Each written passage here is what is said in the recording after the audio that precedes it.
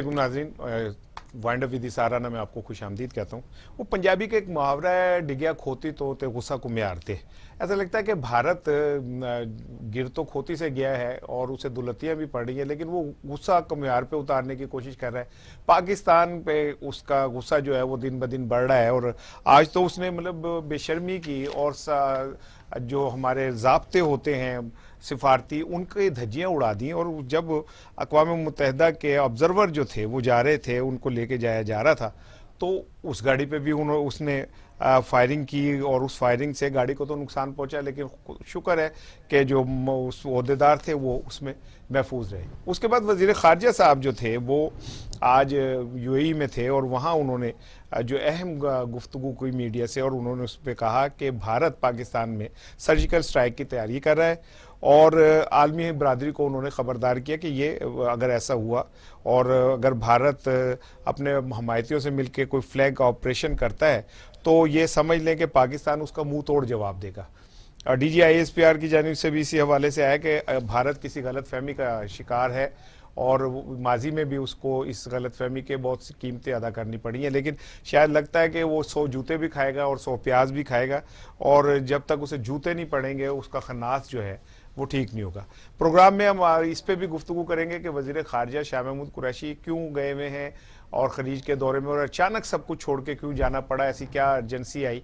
और ये भी हम आज डिस्कस करेंगे कि क्या पाकिस्तान पे इसराइल को तस्लीम करने के हवाले से प्रेशर जो है वो डेवलप हो रहा है और पाकिस्तान पे दबाव बढ़ता जा रहा है। सऊदी अरब और खलीजी ममालिक पाकिस्तान से इसलिए नाराज़ हैं कि हम इसराइल को तस्लीम नहीं करें। और फिर इस पे भी बात करेंगे कि ये खबरें मीडिया में आई कि पाकिस्तान के एक वज़ीर जो हैं, और जुल्फ़ी बुखारी, मैं नाम लेता हूँ, कि उनके मुतालिक ये कहा गया कि वो यहाँ से UK गए और वहाँ से ब्रिटिश पासपोर्ट के ऊपर वो इसराइल गए और उन्होंने जाके इसराइली वज़ीर आज़म को, वज़ीर आज़म इमरान खान का जो है वो पैगाम पहुँचाया।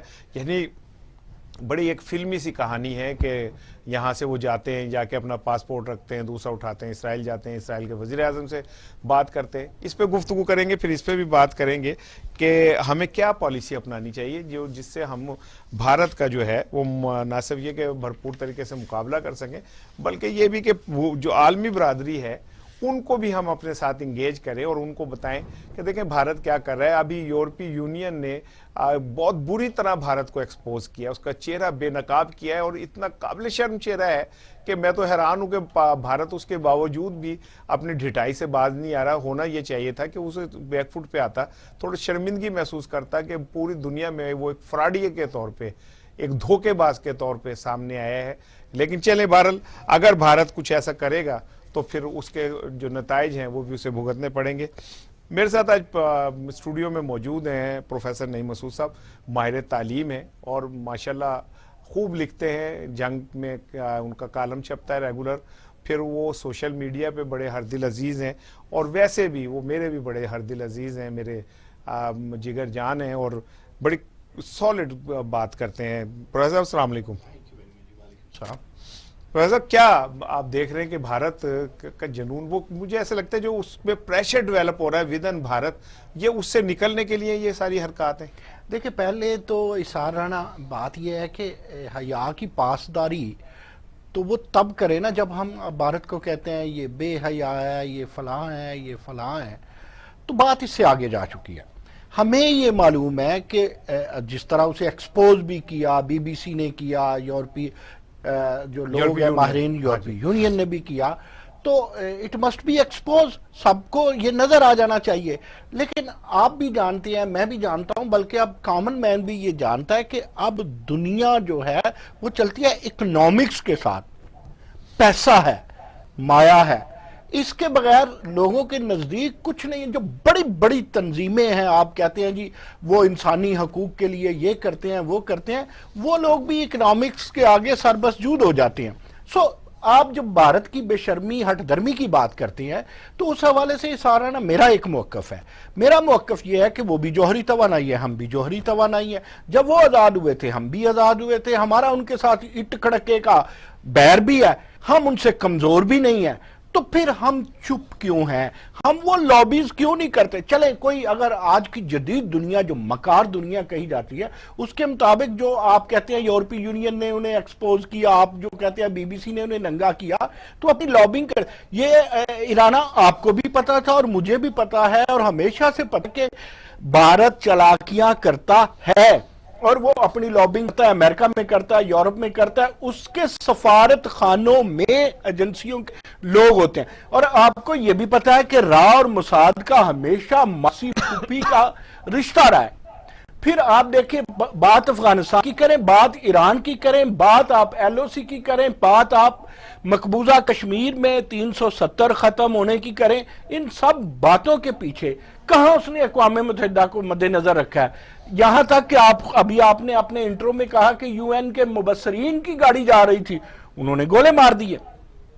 آپ کو یاد ہوگا کہ 2003 سے جنگ بدی کا معاہدہ ہے، اسی لیے آپ اسے مکار کہتے ہیں نا، وہ وعدہ خلافی کرتا ہے، اس میں نہ ایفا ہے نہ وفا ہے۔ تو جنگ بندی کے باوجود کم و بیش رپورٹس کے مطابق کم و بیش 2999 دفعہ اس نے خلاف ورزی کی ہے، یہ 3000 دفعہ بن گئی، اور اس 3000 دفعہ میں بے شمار بچے جو ہیں وہ زخمی ہوئے، شدید زخمی ہوئے، 27 سے 28 تک شہادتیں وہ ہیں جو نون ہیں، جن کا پتہ نہیں چلتا، جو رپورٹ نہیں ہوتی، اور وہ الگ ہے۔ اب کیا اقوام متحدہ اندھی ہے؟ وہ اقوام متحدہ جو اور وہ اب آج کی ٹیکنالوجی جو اڑتے جہاز سے زمین پہ پڑا ہوا اخبار کا ٹکڑا لوگ پڑھ لیتے ہیں، تو انہیں یہ مقبوضہ کشمیر میں ہونے والی ناانصافی نظر نہیں آتی، انہیں فلسطین والی ناانصافی نظر نہیں آتی۔ وہ ٹھیک ہے، لیکن معاملہ یہ ہے کہ ہمیں اٹھنا ہوگا رانا جی، اگر ہم نہیں اٹھیں گے، ہم اینٹ کا جواب پتھر سے نہیں دیں گے تو خالی ڈپلومیسیاں نہیں چلیں گی۔ لیکن پروفیسر صاحب وہ بات یہ ہے کہ دیکھیں نا، ہمارا رول یہ ہے کہ آج بھی ہم مبصرین کو لے کے جا رہے تھے، ان کو جا کے ملوانا تھا ان علاقوں سے جہاں بھارت کی گولہ باری سے نقصان پہنچا ہے، جو زخمی ہوئے ہیں لوگ، ان سے ملوانا تھا۔ ہم تو اپنا سفارتی محاذ پہ ایک جو کام ہے وہ جاری رکھے ہوئے، اور ایسا بھی نہیں ہے کہ اگر ان کی توپیں گرجتی ہے تو ہماری توپیں خاموش رہتی ہیں، پھر ہم بھی جواب دیتے ہیں۔ لیکن اصل چیز تو یہ کہ جو آپ نے ایک بڑی اہم بات کی اپنی گفتگو میں، کہ جو اکنامکس ہے وہ بڑا میٹر کر رہی ہوتی ہے، تو کیا ہم یہ سمجھے کہ اب ہمیں یہ بات مان لینی چاہیے کہ بھارت چونکہ ایک بہت بڑی منڈی ہے، اور وہاں پہ امریکہ اور اب تو ہمارا سب سے قریبی الائی سعودی عرب بھی وہاں چلا گیا ہے، تو کیا یہ سمجھے کہ دنیا کے اندر شرم حیا کوئی چیز نہیں ہوتی، سب پیسے ہی سب کچھ ہوتا ہے؟ اچھا یہ رانا جی ہم نے کب ماننا؟ یہ ہمیں بہت پہلے مان لینا چاہیے تھا۔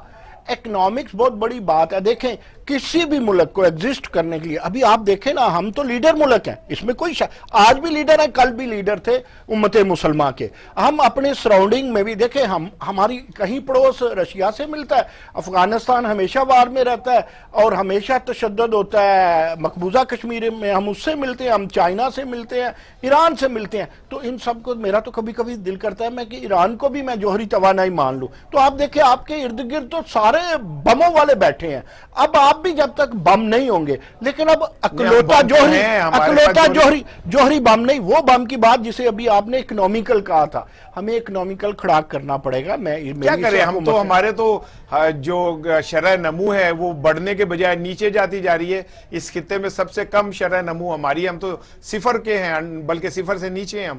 دیکھیں جب قوموں پہ ایسا وقت آتا ہے نا رانا، پھر صرف حکومت نہیں، پھر اپوزیشن، حکومت، ادارے، قوم پوری اٹھتی ہے اور وہ اپنی اکنامکس کو اوپر کرتی ہے۔ لیڈر کسے کہتے ہیں؟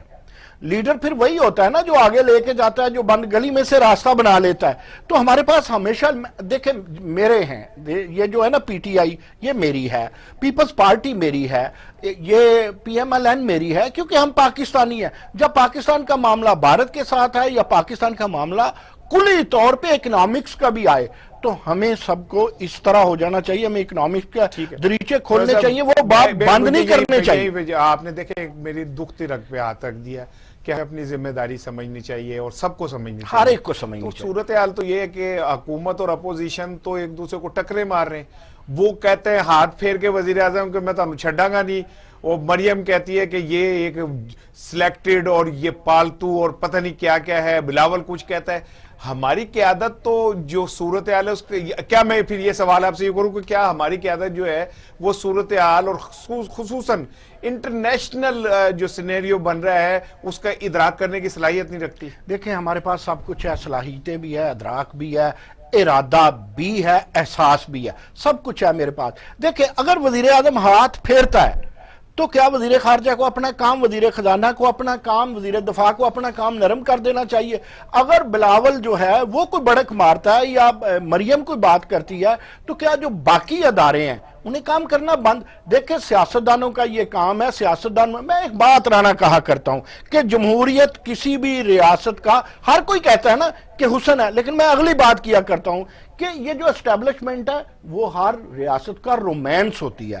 اب ریاست میں جو سیولین اسٹیبلشمنٹ ہے، جو آرمی اسٹیبلشمنٹ ہے، انہیں اپنا کام کرنا ہے اور سیاستدانوں نے اپنا کرنا ہے. آپ ادارے مضبوط بنا دیں، ہاتھ منہ پہ کہاں نہیں پھیرتے. ہاتھ مجھے بتائیں کس مہذب ملک کے پارلیمنٹیرین میں کھینچا تانی یا لڑائی نہیں ہوتی؟ میں پروفیسر صاحب میری گل تے سنو نا یار، وہ ہوندی ہے، میں کدو کہہ رہا نہیں ہوندی، لیکن جو یہ بچکانا، بڑکے، نعرے، ایک دوسرے کو گالیاں، مجھے یہ بتائیں کہ کیا برٹش پارلیمنٹ میں بھی اس طرح ہوتا ہے؟ امریکن پارلیمنٹ میں بھی اسی طرح ہوتا ہے؟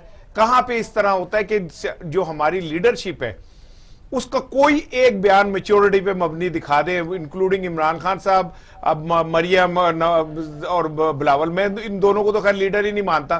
جو ان کے پیچھے بیٹھے ہوئے، یہ تو ہز ماسٹر وائس ہیں دونوں، ان کے پیچھے جو لوگ بیٹھے ہیں، کیا ہمیں ملکی سالمیت اور ملکی بقا اہم نہیں ہے؟ چلے میں یہ بات ایسے مان لیتا ہوں کہ بھئی ان کے پیسے تو سارے باہر موجود ہیں، ٹھیک ہے، ان کے کاروبار باہر موجود ہے. یار ہمارے بچوں نے تو اسی دھرتی پہ پلنا ہے، ہمارے بچوں نے تو اسی دھرتی کے اوپر زندگی گزارنی ہے، ہم نے تو اسی دھرتی پہ آسودہ خاک ہونا ہے. اسحار رانا آپ نے بات کی کہ میں ایکس وائی زیڈ کو اور فلاں فلاں کو، میں مریم کو یا بلاول کو لیڈر نہیں مانتا. اچھا میں کہہ دوں کہ میں عمران خان کو لیڈر نہیں مانتا، لیکن شاید میرے اور آپ کے ماننے نہ ماننے سے فرق نہیں پڑتا. قوم میں، عوام میں بہت سے لوگ ہیں جو انہیں لیڈر مانتے ہیں، تو لہٰذا ہمیں بھی قوم کے، عوام کے ساتھ چلنا پڑتا ہے. وہ لیڈر ہیں. اچھا کوئی لیڈر اچھا ہو سکتا ہے، کوئی لیڈر برا ہو سکتا ہے، کوئی چھوٹا ہو سکتا ہے، کوئی بڑا ہو سکتا ہے. آپ کی اس بات سے میں 100% اتفاق کرتا ہوں کہ جب اس طرح کے معاملے ہوتے ہیں، دیکھیں میں ابھی بھارت سے باہر نہیں نکلا تھا، بھارت کے تناظر میں ہم بات کریں تو ہماری لیڈرشپ کو میچور نہیں، بہت میچور ہونا پڑے گا، جو سٹل امیچور ہے. یہ میں ایگری کرتا ہوں. بریگیڈیئر عمران ملک صاحب نے ہم سے رابطہ کیا، ہم نے ان سے رابطہ کیا، انہیں شو میں خوش آمدید کہتے ہیں. السلام علیکم سر. جی وعلیکم السلام. اچھا سر یہ بتائیے کہ یہ جو آج ہوا لائن آف کنٹرول پہ، اور بھارت نے انہیں بھی نہیں بخشا، اقوام متحدہ کے آبزرورز کو بھی نہیں بخشا، اور ایک سنا ایمبولینس تھی اس کو اوپر بھی فائرنگ ہوئی، تو کیا بھارت کی کو کیلکولیٹڈ موو کر رہا ہے؟ وزیر خارجہ کہہ رہے ہیں کہ وہ ہم پہ سرجیکل سٹرائک کر سکتا ہے. دیکھیں یہ بات تو یہ ہے کہ پاکستان اور ہندوستان کے تعلقات جو ہیں وہ تو پورا سال جو ہے کوئی ایسا دن نہیں گزرتا کہ جب ہم یہ کہہ سکیں کہ آج ہمارے تعلقات ان کے ساتھ پرامن ہیں. یہ معاملات تو سارا سال ہی چلتے رہتے ہیں. اب مسئلہ صرف یہ ہے کہ اس وقت پرائم منسٹر مودی جو ہیں وہ بہت بری طرح سے پھنس چکے ہیں اپنی ہی پالیسیز کی وجہ سے. ایک تو کشمیر کے اندر جو بھی ہے لائن آف کنٹرول کے اوپر پاکستان ہے، لائن آف فیکچر کنٹرول پہ چائنا کے ساتھ مٹ بھیڑ ہے، کشمیر ویسے ہی انڈر کرفیو ہے اور سخت وہاں پہ ڈیسٹیبلائزیشن ہے. اس کے بعد کووڈ-19 کو وہ اچھی طرح سے ہینڈل نہیں کر سکے، اس کے ایفیکٹس ہیں. اکانومی ان کی بری طرح سے متاثر ہوئی ہے اور مائنس میں جا رہی ہے، نیگیٹو گروتھ میں جا رہی ہے. اس کے علاوہ یہ کسانوں نے جو بھی ایک موومنٹ شروع کی ہے پنجاب میں، اور جو لگ یہ رہا ہے کہ یہ خالصتان کی موومنٹ کے اندر اس کی منتج ہوگی، یعنی کہ اس کا نتیجہ وہاں تک پہنچے گا. تو ان تمام چیزوں کے، اور اس کے علاوہ بھی اور بہت سے ایسے ایشوز ہیں جن سے جان چھڑانے کے لیے ان کو اب کوئی ایک ایسا کام کرنا پڑے گا جس سے ان کی پبلک کی توجہ جو ہے وہ ان تمام مسائل سے ہٹ کر. اور اچھا سر، کیا آپ یہ سمجھتے ہیں کہ وہ اس طرح کرنے سے توجہ جو ہے ہٹ جائے گی؟ یہاں سے بھی جوتیاں کھائیں گے، وہاں 100 پیاز کھائیں گے، تو نتیجہ تو پھر وہی نکلے گا، بے عزتی. بات تو صحیح ہے. اب اس کے علاوہ ان کے پاس اور چوائس کیا ہے؟ اور کس طرح سے وہ اپنے لوگوں کی جو توجہ ہے جی وہ اپنے مسائل سے ہٹا سکتے ہیں، کیونکہ اب وہ اتنی بری طرح سے پھنس چکے ہیں ان تمام چیزوں میں. مثال کے طور پر آپ کشمیر لے لیں جی. اب دو نیوکلیر پاور جو ہیں ان کے ساتھ انہوں نے مٹبھیڑ کی ہوئی ہے. اب وہاں سے کیسے بچ کر نکلیں گے وہ؟ اب جو کسانوں نے جو موومنٹ شروع کی ہے وہ جب تک کہ اپنے سارے جو انہوں نے 3 لاز پاس کیے ہیں ان لاز کو ختم نہیں کرتے وہاں سے کیسے واپسی ہوگی؟ ان کے پاس جہاں جہاں یہ پھنس چکے ہیں وہاں سے کوئی باعزت نکلنے کا راستہ بھی نہیں ہے. اور یہ واحد ایک طریقہ ہے کہ جب بھی ہندوستان میں جو بھی حکومت ہو، جب بھی وہ کسی بھی جگہ پہ پھنس جاتی ہے سیاسی طور پر یا معاشی طور پر، تو اس کا ایک ہی حل ہوتا ہے ان کے پاس کہ پاکستان کے ساتھ کوئی گڑبڑ کی جائے تاکہ ساری دنیا جو ہے کریکشن، سارا ہندوستان جو ہے وہ اس کی گورنمنٹ کی پالیسی کے پیچھے یونائٹ ہو جائے اور اپنے مسائل بھول کر وہ پاکستان کے خلاف پھر سینگا سپر ہونے کی کوشش کرے. بہت شکریہ بریگیڈیئر عمران ملک صاحب ہم سے بات کرنے کے لیے. پروفیسر صاحب بات تو وہی ہے جو ہم کہہ رہے ہیں کہ بھارت بری طرح پھنسا ہوا ہے اپنے ملک میں، اور ہو سکتا ہے کہ یہ حماقت وہ اسی لیے کرنا چاہتا ہے کہ جو عوام ہے اور جو وہاں تحریکیں جنم لے رہی ہیں وہ کچھ دیر کے لیے رک جائیں، لیکن رک تو نہیں سکتی نا اس بات سے.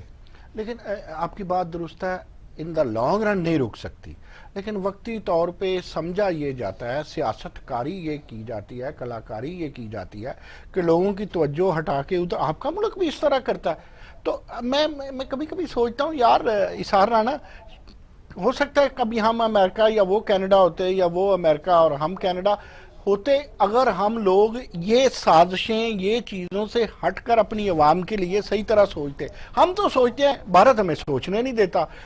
بھارت اگر پنگا کر رہا ہے چائنا کے ساتھ تو چائنا کی سٹ سہ نہیں سکتا بھارت، پھر وہ ہمارے ساتھ پنگا کرتا. لیکن میں آپ کو ایک باریک سی بات بتاؤں اظہار رانا، وہ بات یہ ہے کہ جب کہ ہمارے ہاتھوں میں جوہری توانائی آ گئی ہے تو ہماری فوجوں کو بھی پتا ہے کہ اب کوئی کنونشنل وار نہیں ہونی بھائی، سائیکولوجیکل بلینڈڈ وار تو کنونشنل نہیں ہونی. اور اس کی وجہ سے نقصانات بڑھتے جا رہے ہیں. یعنی وہ جو ابھی جو آپ نے دریچہ کھولا تھا نا پروگرام کا کہ شرم و حیا کے کلچر کے فروغ کی بجائے وہ شرم و حیا ختم ہوتی جا رہی ہے. وہ اس لیے ہوتی جا رہی ہے کہ آگے سامنے لڑائیاں، جرنیلوں کی باتیں، بریگیڈیئر ہار گیا، فلاں کرنل کو یہ ہوا، اپنے ملکوں میں یہ باتیں ہوتی تھی. اب انہیں پتا ہے کہ وار نہیں ہونی. یہ میرا خیال ہے غلط بھی ہو سکتا ہے. تو اب اس میں سے شرارتیں بڑھ گئی ہیں. اور یار جب فوجی شرارتیں کرتا ہے نا، وہ ایل او سی پہ ہوں یا وہ انڈیا ادھر کرے چائنا کی طرف، تو اس میں جانیں جاتی ہیں اور جان بہت قیمتی ہوتی ہے. جب تک یہ نہیں سمجھا جائے گا کہ انسانی جان بہت قیمتی ہے تو آپ سازشیں کریں، آپ سیاست کاریاں کریں، آپ جو کرتے ہیں کریں جس طرح انڈیا کر رہا ہے، تو نہ اس کے ہاں امن ہوگا نہ ہمارے ہاں امن ہوگا. تو پھر اس طرح چلتا ہے تو اسی طرح گنگا چلتی رہے گی اور خون کی گنگا چلتی بہتی رہے گی. اسے روکنے کے لیے دونوں طرف توجہ، عقل، امن کی ضرورت ہے جو بھارت نہیں کرنے دیتا. دیکھیں آپ نے کہا اب کنونشنل جنگ نہیں ہوگی، اگر کبھی خدا نہ خواستہ ہوئی تو یہ تو پوری دنیا کو بھی پتا ہے کہ اس بار اگر کنونشنل جنگ نہیں ہوگی اور خدا نہ خواستہ روایتی ہتھیاروں سے ہٹ کے جنگ ہوئی تو دنیا تو محفوظ نہیں رہے گی. پاکستان اور بھارت کا مسئلہ نہیں ہے، وہ دنیا بھی محفوظ نہیں رہے گی. اگر کہیں کسی دونوں ملکوں میں سے کسی ایک کی جانب سے بھی کوئی بہت انتہا پسندانہ اقدام اٹھایا جاتا ہے تو دنیا بھی محفوظ نہیں ہے، واشنگٹن بھی محفوظ نہیں ہے، ماسکو بھی محفوظ نہیں ہے، ٹورنٹو بھی محفوظ نہیں ہے. یہ بات تو دنیا کو پتہ ہے اس بات کا. تو آپ درست کہتے ہیں. اگر آپ مجھے اجازت دیں صرف 3 منٹ کانٹینیوسلی دیں تو نہیں جی، آپ کے 3 منٹ میں نے یہ شروع کر دیا. اچھا میں آپ کو ایک عرض کروں کہ ایک دفعہ انڈین جو فوج ہے وہ راجستھان پہ بہت موو کر رہی تھی، آپ کو بھی پتا ہے مجھے بھی پتا ہے. اور راوی ہیں نوائے وقت پہ کالم آیا جنرل اسلم بیگ، آپ کو پتا ہے سابق آرمی چیف رہے ہیں، اور وہ کالم اس وقت لکھ رہے ہیں جب ملک کا صدر بھی آرمی چیف ہے. مشرف دور کی بات ہے، اب مجھے اچھی طرح یاد نہیں 2006 یا 2007 ہے، کالم میرے پاس پڑا ہے. تو وہ لکھتے ہیں جب ایسی موومنٹ ہوئی تو میں نے محترمہ کو فون کیا، یہ جنرل اسلم بیگ کہتے ہیں اور محترمہ وزیر اعظم تھی، کہتے ہیں میں نے ایسے ہی فون کیا کہ محترمہ نے کیا کہنا ہے. تو میں نے کہا محترمہ اس طرح راجستھان پہ انڈین فوجوں کی موومنٹ بہت زیادہ ہے. تو کہتے ہیں عام طور پہ وہ مجھے جنرل کہا کرتی تھی یا بیگ صاحب کہا کرتی تھی. تو اس دن اس نے کہا مسٹر اسلم بیگ آپ اپنے وار ہیڈ لگا دیں. اسلم بیگ کہتے ہیں جب وار ہیڈ لگتے ہیں نا تو خبر دوسری طرف بھی جاتی ہے. تھوڑے عرض کے بعد موومنٹ کم ہو گئی.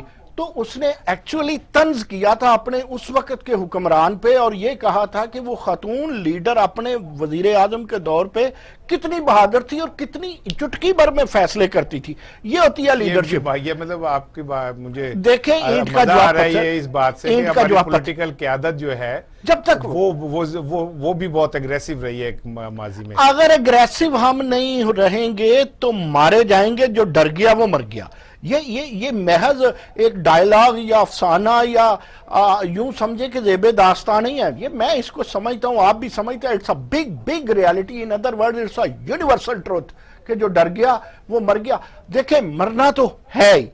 اگر آپ جوہری توانائی والے ہیں, وہ جوہری توانائی والے ہیں, تو اس موت سے بچنے کے لیے اور اس جو جوہری جنگ ہے اس سے بچنے کے لیے یہ ہے کہ پاکستان کو کبھی بھی ان کے آگے نظریں ہم نہیں جھکاتے, ہمیں جھکانی بھی نہیں چاہیے. لیکن ایک چیز میں ہم سست ہیں, ہم وہ پروپیگنڈا کیوں نہیں کرتے جو بھارت کرتا ہے. ہمیں تو انصاف کے حصول انصاف کے لیے وہ پروپیگنڈا کرنا ہے, وہ ہمیں کرنا ہوگا. ہمیں جوائن کیا ہے بریگیڈیئر غضنفر صاحب نے, بڑے ایکسپرٹ ہیں انڈیا بھارت ریلیشنز کے حوالے سے بھی, اور خصوصی طور پہ جو عسکری توازن ہے اس خطے کا اس پہ بہت ماہرانہ نظر ہے ان کی. السلام علیکم سر. وعلیکم السلام. سر بھارت جو کچھ بھی کر رہا ہے, ایک ہی سوال میں سب سے پوچھے جا رہا ہوں, لیکن میں تھوڑا سا آپ سے یہ پوچھنا چاہتا ہوں کہ یہ گیدڑ بھبکیاں ہیں, یہ بہت عرصے سے ہم سن رہے ہیں کہ سرجیکل سٹرائک کرے گا, سرجیکل سٹرائک کرے گا. کیا اسے پاکستانی بھی پاکستان کا ایک ڈپلومیٹک وار کا قرار دے سکتے ہیں کہ پاکستان بھی شاید کہیں ڈپلومیٹک وار کر رہا ہے یہ بات پھیلا کے؟ نہیں, پاکستان تاریخ دیکھیے نا, اصل میں ہر چیز کو جاننے کے لیے اس کے عناصر, اس کا بیک گراؤنڈ اور اس کی جو انیشیشن ہے اس کو دیکھنا پڑتا ہے.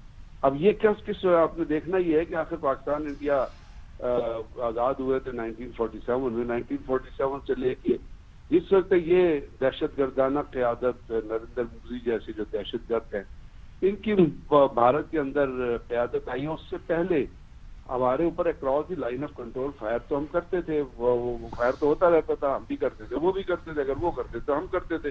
اس میں فرق صرف اتنا ہوتا تھا کہ جب وہ کرتے تھے اور ابھی بھی یہی ہے تو وہ سویلین آبادی کو نشانہ بناتے ہیں, کیونکہ انڈیا کی آرمی جو ہے اس کے اندر نہ کوئی اخلاق ہے, نہ کوئی قدر ہے, نہ کوئی موریلٹی ہے. وہ تو امورل فورس ہے, اور ابھی وہ ایک آپریشنل فورس ہے, ایک غاصبانہ فورس ہے, قبضے والی فوج ہے, جس نے کشمیر کے اندر آپ کو پتہ ہے 1947 26 اکتوبر کو جب انڈین آرمی نے کشمیر میں لینڈ کیا تھا اس وقت تک کوئی انسٹرومنٹ آف ایکسیشن, ایک جعلی جو انسٹرومنٹ آف ایکسیشن کہتے ہیں, وہ سائن نہیں ہوا تھا. مہاراجہ جس دن انڈین آرمی نے لینڈ کیا ہے اس سے پہلے مہاراجہ اس صبح وی پی مینن کی درخواست کے ایڈوائس کے اوپر سری نگر سے جموں ٹریول کر رہا تھا. اس کے بیٹے نے اپنی کتاب میں لکھ دیا کہ جی ہم تو راستے میں تھے, سارا دن ہم راستے میں رہے, ادھر سے انڈین فوجیں لینڈ کر گئی. تو اس کا مطلب یہ کہ پہلے دن سے کشمیر کے اندر انڈین آرمی جو ہے it has come as an occupational army. وہ کسی کی درخواست پہ, کسی مہاراجہ کی ریکویسٹ پہ, اور اس آکوپیشنل آرمی کے پیچھے جو کردار تھا وہ تھا لارڈ ماؤنٹ بیٹن کا. کیونکہ اگر کتابیں پڑھے تو نہرو نے اس کو خط لکھا اور لارڈ ماؤنٹ بیٹن کہتا ہے کہ میں قائد اعظم محمد علی جناح کی بات نہیں سنوں گا, میں وہ کروں گا جو آپ کرنا چاہتے ہیں. اب یہ اس تناظر میں انڈین آرمی آگے بڑھی ہے تو وہاں پہ لائن آف کنٹرول پہ ہمیشہ فائر ہوتا رہا, اور اس لائن آف کنٹرول میں فائر وہ کرتے تو ہم بھی جواب دیتے. اب جو اس میں تبدیلی آئی تھی یہ دہشت گردانہ قیادت کے آنے کے بعد, اس میں انہوں نے امریکہ سے ایک لیڈ لی, اور وہ لیڈ کیا تھی کہ جب آپ نے دیکھا اسامہ بن لادن کو کے خلاف جو ایک فالس فلیگ آپریشن کیا گیا, اس میں اگر آپ نے تصویریں دیکھی ہوں تو اس تصویر میں باراک اوباما بیٹھا ہے, وہ جو ان کا نیچے انڈر گراؤنڈ کمرہ جو ہے آپریشنل روم, وہاں ہیلی کلنٹن بیٹھی ہے, سارے سر جوڑ کے بیٹھے ہوئے ہیں. تو وہاں سے یہ دہشت گرد نریندر مودی اور امیت شاہ انہوں نے اس تصویر کو دیکھا تو انہوں نے کہا چلو جی اس قسم کا کام ہم بھی تصویر کھنچاتے ہیں اور اس قسم کا کام کرتے ہیں.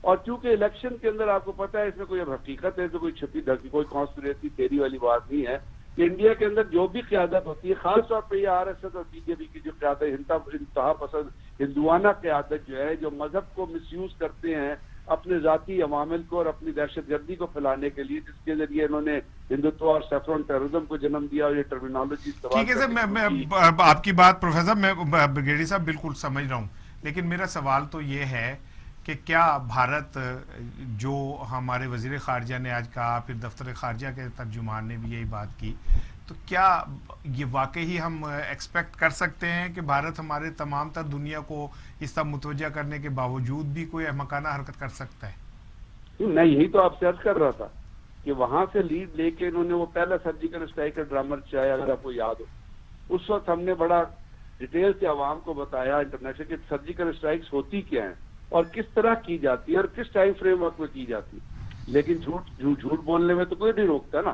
پھر اس کے بعد دوسرا دیکھا جب وہ خود کوے مار کے چلے گئے رات کی تاریکی میں, پھر پاکستان نے کیا کیا ابھی دنیا کے سامنے ہے.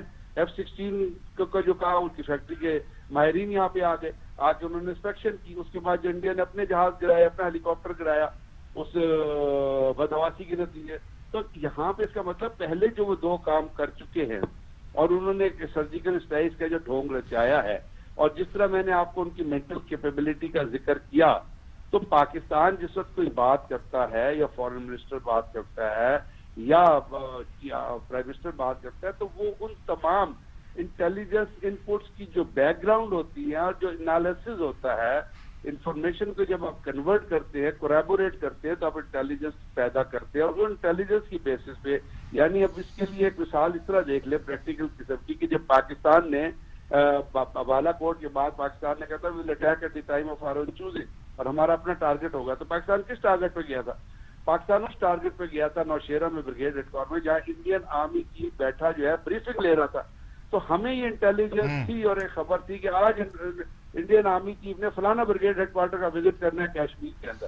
ہم نے اسی بریگیڈ ہیڈ کوارٹر کو ٹارگٹ کیا, لیکن فرق اتنا تھا کہ انڈین آرمی چیف جب چیتڑے نہیں اڑائے, اس کو بم نہیں آپ نے بس اس کو ان کو بتا دیا کہ ہم یہ بھی کر سکتے ہیں. جی ہاں, پاکستان نے انہیں بتایا کہ ہم یہ یہاں تک بھی کر سکتے ہیں, یہاں تک کر سکتے ہیں, اور یہ کریڈیبل انٹیلیجنس کی بیسس پہ کیا ہے, کوئی ہوا میں ہوائی نہیں ماری.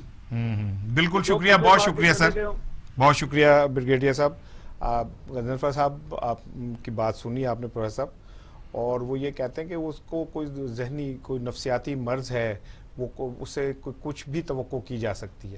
دیکھیں اسحار رانا, اگر کوئی لیڈر بائی چانس انانے اقتدار سنبھال لیتا ہے, یا یہ ہوتا ہے کہ وہ حب علی کی بدولت نہیں آتا, ڈیو ٹو بغض معاویہ وہ جو ہے اس کے ہاتھ میں اقتدار آ جاتا ہے, تو پھر وہ اس طرح کی ٹامک ٹوئیاں مارتا ہے. بدقسمتی یہ ہے دونوں طرف کہ کئی دفعہ لیڈر نہیں ہوتے وزیر اعظم بن جاتے ہیں.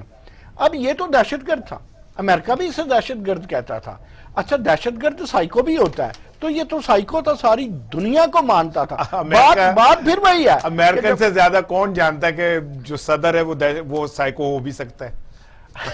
اور اس کے باوجود جو بات آپ نے کی بڑی مزے کی بات ہے, آج میں یہ پڑھ رہا تھا, سوال یہ پیدا ہوا ہے کہ اس سائیکو کو پھر اتنے ووٹ کیوں مل گئے.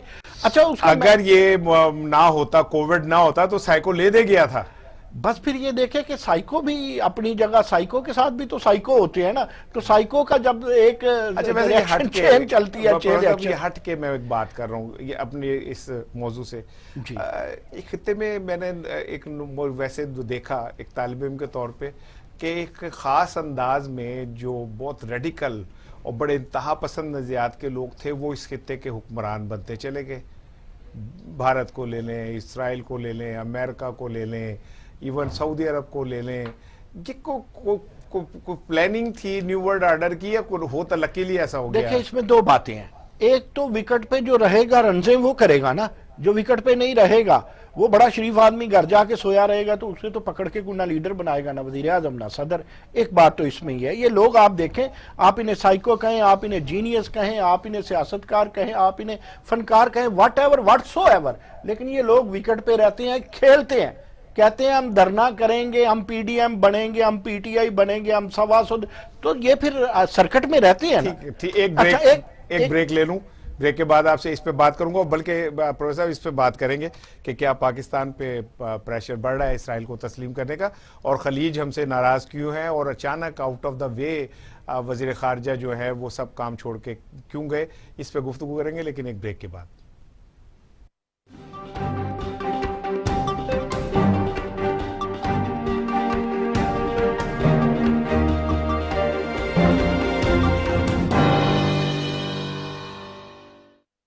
جی ویلکم بیک. دیکھیں وزیر خارجہ شاہ محمود قریشی گزشتہ روز سب کام چھوڑ کے اچانک یو اے کے دورے پہ گئے.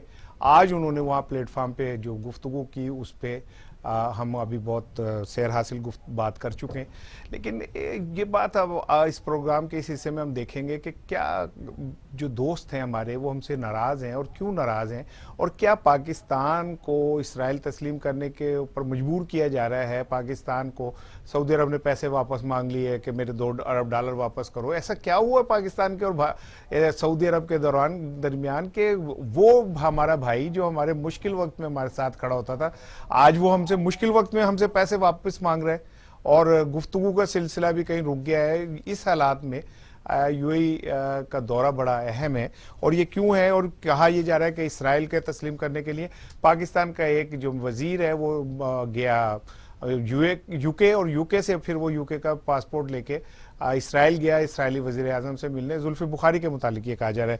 تو یہ ایسا کیوں ہے, لیکن آج وزیر اعظم نے اس حوالے سے گفتگو کی اور حکومت کی پوزیشن کلیئر کرنے کی کوشش کی. پہلے وہ دیکھتے ہیں, پھر میں بات کرتا ہوں.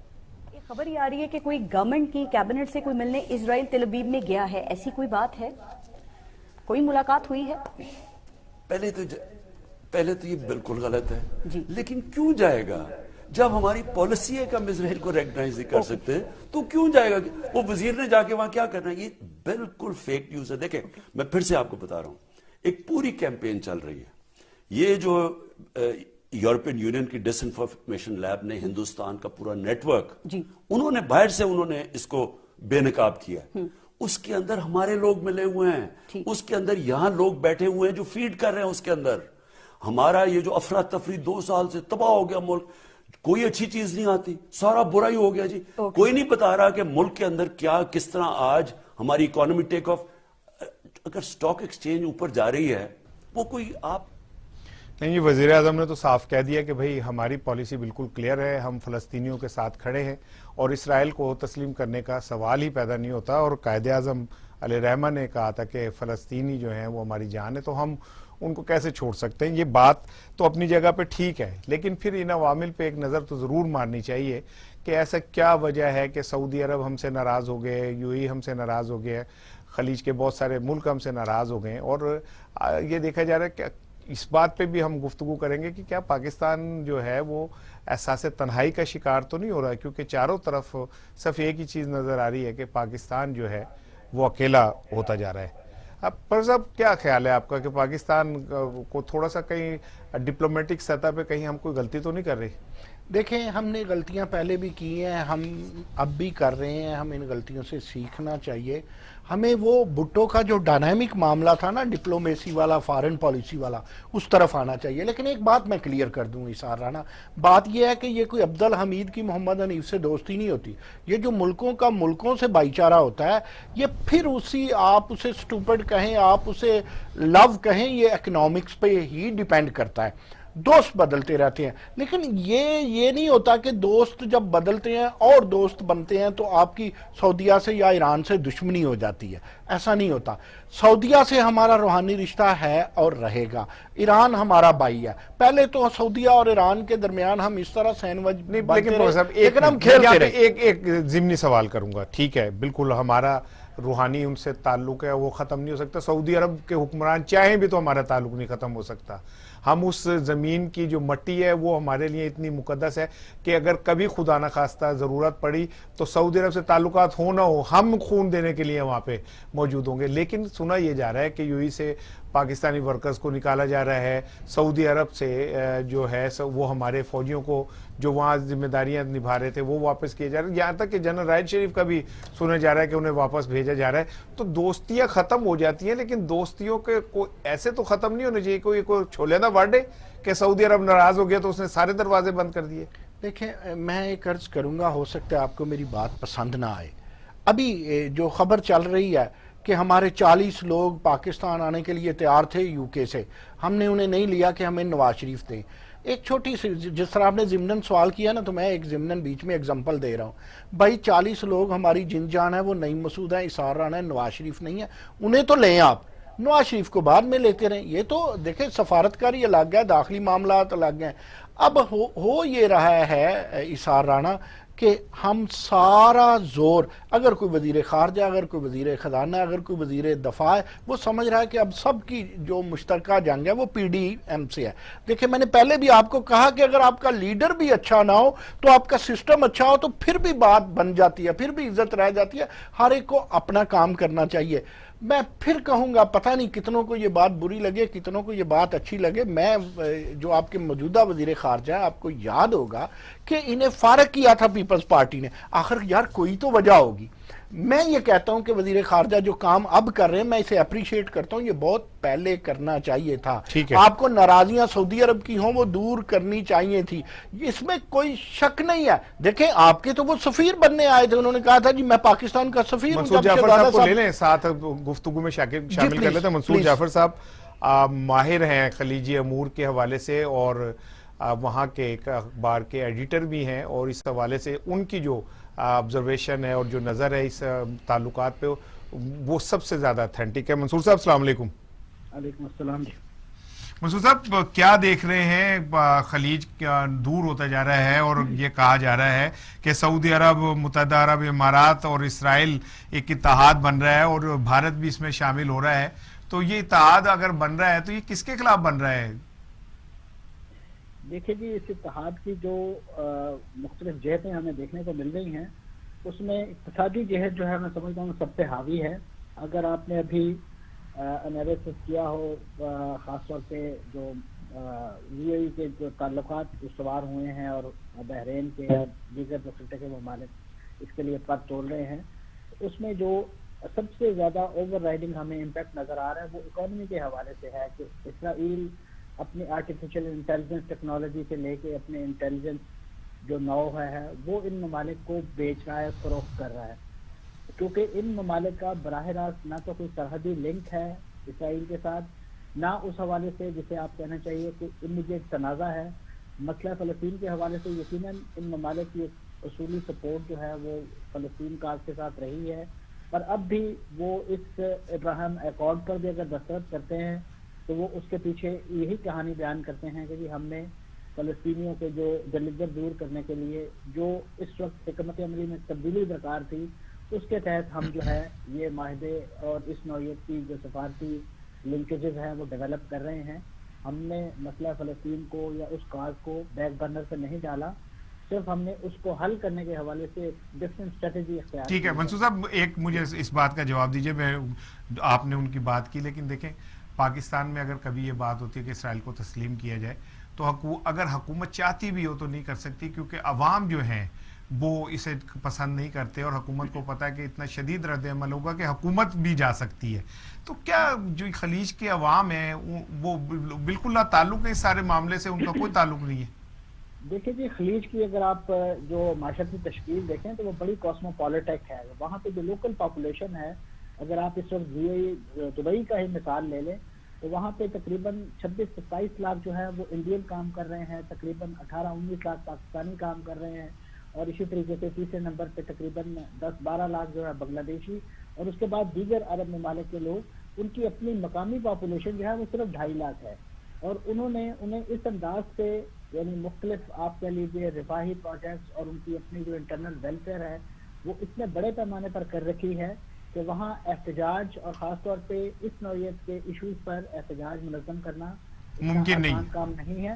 اور خاص طور پہ اگر آپ نے نوٹس کیا ہو، پچھلے دنوں خود ہمارے ایک حکومت سے وابستہ ایک مشیر جو ہے انہوں نے وہاں پہ تارکین وطن جو کام کر رہے ہیں ان کو یہ ایڈوائزری دی تھی کہ وہ اس تناظر میں کسی قسم کی کوئی ڈپلومیٹک یا کوئی احتجاج کا وہ معاملہ منظم نہ کرے، کیونکہ یہ ان کی ملازمتوں اور ان کے وہاں ایگزسٹنس کے لیے خطرناک ثابت ہو سکتا ہے. ٹھیک ہے منصور بھائی، یہ بھی اطلاعات ہیں کہ یہ ممالک پاکستانی ورکرز کو واپس بھیج رہے ہیں، تو یہ تو کیا یہ بھی ایک اسٹریٹجی کا حصہ ہے بھارت کو خوش کرنے کے لیے؟ دیکھیں جی، اس میں کوئی شک نہیں ہے کہ خلیج اور عرب دنیا میں بھارت جو ہے وہ ایک یعنی اس کا ایک ویٹیج ہے، کیونکہ جس انداز سے انہوں نے وہاں پہ ٹیکنالوجیکل شعبوں میں اپنی دھاک بٹھائی ہوئی ہے، اور خاص طور پہ انتظامی عہدوں پہ جو بڑے بڑے اس کے افسران جو ہیں جو بھارتی کے ہیں، ان کے آئی ٹی کے سیکٹر میں وہ سب لوگ موجود ہیں، تو وہ کسی نہ کسی انداز سے جو پاکستان اور خاص طور پہ جو ترقی پذیر ممالک ہیں ان کے لوگوں کو زد پہنچاتے رہتے ہیں، اور پاکستانی ان کا خاص ہدف ہیں. تو اس سے تو کوئی انکار نہیں ہے کہ اس طرح کی وہاں پہ یعنی ایک ٹگ آف وار جو ہے وہ چلتی رہتی ہے. لیکن جہاں تک پالیسیز کا تعلق ہے تو میں سمجھتا ہوں یو اے ای کے لیول پہ اور سعودی عرب کے لیول پہ جو کچھ ڈیپوٹیشن کی ہمیں ہسٹریز نظر آتی ہیں وہ اس کا تعلق اس بھارت کے پروپیگنڈا یا بھارت کے دباؤ سے کم ہے, کیونکہ ہمارے ہاں سے موسٹلی لوگ جو وہاں تارکین وطن ملازمت کے لیے جاتے ہیں وہ غیر قانونی معذرت کے ساتھ کہوں گا وہ چینل اختیار کر کے وہاں جاتے ہیں, اور وہاں پہ جب ان کے ڈاکومنٹس مکمل نہیں ہوتے تو اس کے نتیجے میں یقیناً نہیں, لیکن جو لوگ منصور صاحب وہاں پہ لیگلی ہیں اور وہ اپنے پورے ڈاکومنٹس کے ساتھ ہیں ان کی بھی نوکری خطرے میں بیان کی جا رہی ہے. دیکھیں جی اس وقت پورا گلف اور خاص طور پہ پورا مشرق وسطیٰ اور اگر آپ سعودی عرب اس میں شامل کر لیں تو وہاں پہ جو ان کی اپنی اقتصادی حالت ہے وہ اس نوعیت کی ہے کہ اب یہ سارے ٹیکس فری ممالک تھے, یو اے ای میں بھی وہاں پہ ویٹ نافذ کر دیا گیا ہے, سعودی عرب میں اس ویٹ کو 5 سے 15% تک لے گئے ہیں.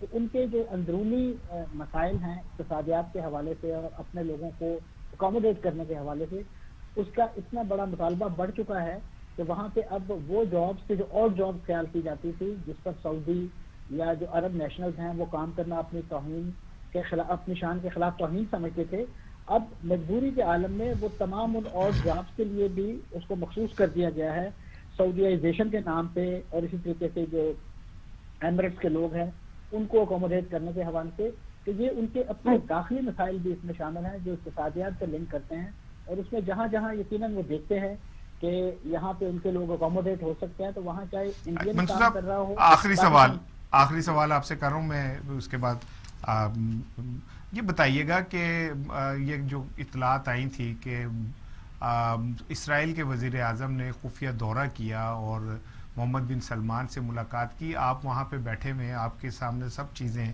اس میں کتنی سچائی تھی؟ دیکھیں جی یہ تو میں سمجھتا ہوں ایک بے پرکی اڑائی گئی ہے. جہاں تک دورے کا تعلق ہے تو یہ مشرق وسطیٰ کے حوالے سے جو آؤٹ گوئنگ پریزیڈنٹ کے مشیر اور ان کے داماد جو ہیں جیرڈ کشنر وہ نیوم گئے ہیں اور وہاں ان کے سعودی حکام سے ملاقاتیں ہوئی ہیں, اور یہ دورہ جو تھا یہ اسرائیل کے حوالے سے جو ایک لابنگ سے زیادہ یہ قطر کے ساتھ جو اس وقت گلف کنٹریز کا جو تنازع چل رہا تھا اس کو حل کرنے کے حوالے سے اس پر بات چیت. بہت شکریہ منصور جعفر صاحب, بہت شکریہ. پروفیسر صاحب کیا یہ سمجھا جائے کہ جو خلیج ہے وہ خود غریب ہو رہا ہے اور وہ اس لیے اب اس بھارت کے آگے گھٹنے ٹیکتا جا رہا ہے اور پاکستان سے منہ موڑتا جا رہا ہے؟ دیکھیں منصور جعفر کی بڑی وسعت نظر ہے, بین الاقوامی امور کو وہ دیکھتے ہیں. تو جو میں اور آپ بات کر رہے تھے دیکھیں محور و مرکز ان کی گفتگو کا بھی اقتصادیات جسے معیشت کہیں اکنامکس کہیں وہی رہا. دیکھیں ہوا یہ ہے اسار رانا جی کہ جب سے دنیا گلوبل ویلیج بننا شروع ہوئی ہے تب سے چیلنجز بھی بڑھ گئے ہیں, ایک دوسرے کو ہم دیکھ رہے ہیں. اب وہ خالی خلیج ممالک کا تیل ویل ہی نہیں چلتا, اب خالی رشیا کا تیل ویل بھی نہیں چلتا, اب پروٹیکشن بھی چاہیے اور اس کے علاوہ اگر آپ امپورٹ کرتے ہیں تو ایکسپورٹ بھی چاہیے. انہوں نے یہ کیا, ابھی ان کا اسی سے کام چلے گا, بلڈنگز بنا لیں گے, لوگوں کو بلا لیں گے وغیرہ وغیرہ وغیرہ. ایک بات کو ہم اگنور نہیں کر سکتے, جن ممالک جو کنگڈم ہے جہاں پر شاہ موجود ہے وہاں خارجی کی کوئی اہمیت, کوئی عزت, کوئی اس کی کوئی نہیں سنتا, اس کے لیے کوئی قانون نہیں. آپ یہ کہہ رہے ہیں کہ پاکستانی اور وہ مسلمان ہو تب بھی وہ دوسرے درجے کا شہری نہیں, وہ تیسرے چوتھے درجے کا شہری ہے, اسے تو انسان بھی سمجھ لے, وہ چاہے سعودی عرب بھی ہو. سعودیہ میں نے اپنی آنکھوں سے دیکھا ہے کہ پھر بھی مسلمانوں میں سے پاکستانی کی سب سے زیادہ عزت ہے, جو پاکستانیوں نے اپنے رویے لب و لہجے سے بنائی ہوئی ہے.